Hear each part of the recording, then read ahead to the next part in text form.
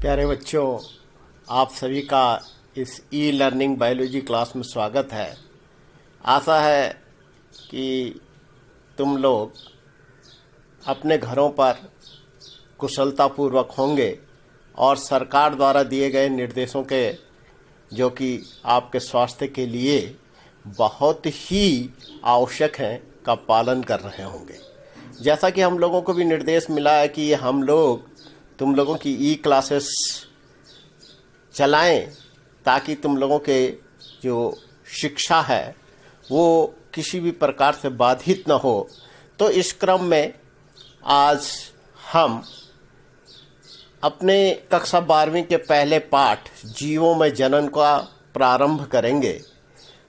तुम लोग जानते हो कि जो जीव हैं, जैसा कि तुम लोगों ने सजीवों के लक्षण में पढ़ा है कि जीव जीव से ही जन्म लेते हैं, और इस जन्म लेने की जो प्रक्रिया है इसी को जनन कहा जाता है।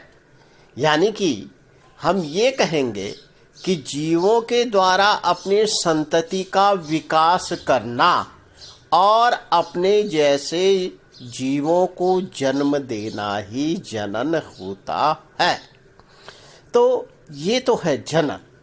अब हम लोग ये जानेंगे कि ये जो जनन है, ये जनन की क्रिया कितने प्रकार से हो सकती है।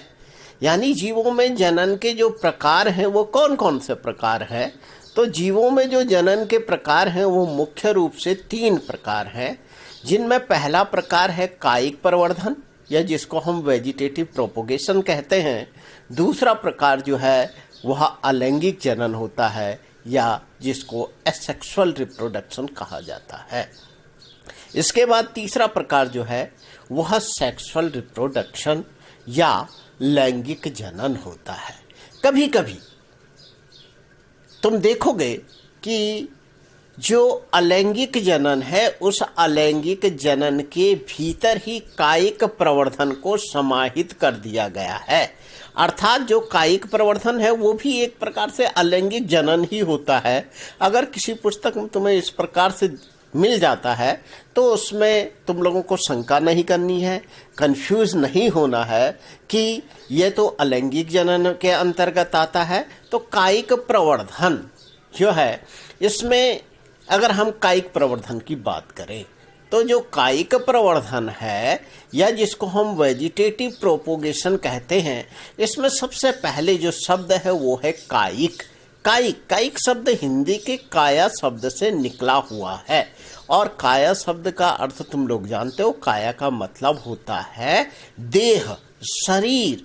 तो यानी कहने का मतलब ये है कि जो कायिक प्रवर्धन है, इस कायिक प्रवर्धन के अंतर्गत शरीर के किसी भाग से, यानी कोई भी भाग हो सकता है। जैसे हम लोगों के शरीर की अगर हम बात करते हैं तो इस शरीर में हमारे जो हैं हाथ है, पैर हैं, आँख है, कान है, नाक है। तो इसी प्रकार से खास करके जो कायिक प्रवर्धन पाया जाता है यह पादपों में ही पाया जाता है। जो पादप हैं या प्लांट्स हैं, उन प्लांट्स के किसी भी हिस्से से जो नया पौधा जन्म लेता है तो इसको हम कायिक प्रवर्धन कहते हैं या वेजिटेटिव प्रोपोगेशन कहते हैं। दूसरा हमारे पास आता है एसेक्सुअल रिप्रोडक्शन, जो अलैंगिक जनन है। इस अलैंगिक जनन के अंतर्गत केवल जो सिंगल पेरेंट होता है, यानी केवल एक जनक से ही नई संतति का विकास होता है। इसमें गैमेटोजेनेसिस या युग्मक जनन की प्रक्रिया नहीं पाई जाती है। युग्मकों का या गैमेट्स का फ्यूजन नहीं होता है, यानी कि जिसको हम निषेचन की क्रिया कहते हैं, फर्टिलाइजेशन कहते हैं, वो फर्टिलाइजेशन भी नहीं पाया जाता है। एसेक्सुअल रिप्रोडक्शन के जो सबसे खास बात होती है, वह सबसे खास बात ये है कि इसमें जो एसेक्सुअल रिप्रोडक्शन है, इसमें जो संतति होती है ये अपनी आकारिकी में, मॉर्फोलॉजिकली अगर हम कहें, और आनुवंशिक रूप से हेरिडिटरी भी अपने जनकों के समान ही होती है। अब अगला है सेक्सुअल रिप्रोडक्शन। देखो, सेक्सुअल रिप्रोडक्शन में 2 जनक होते हैं और इनको हम मेल और फीमेल के रूप में डिनोट करते हैं। इन मेल और फीमेल में युग्मकों का निर्माण होता है, गैमिट्स बनते हैं, मेल गैमिट्स बनते हैं, फीमेल गैमिट्स बनते हैं, या फिर जो है इसमें स्ट्रैंड्स पाए जाते हैं जिनको हम प्लस स्ट्रैंड और माइनस स्ट्रैंड्स के रूप में व्यक्त करते हैं। अब ये जो युग्मक बनते हैं, इन युग्मकों के बनने में जो अर्धसूत्री विभाजन होता है, वह अर्धसूत्री विभाजन की प्रक्रिया जनन कोशिकाओं में होती है। तत्पश्चात युग्मकों का निर्माण होता है।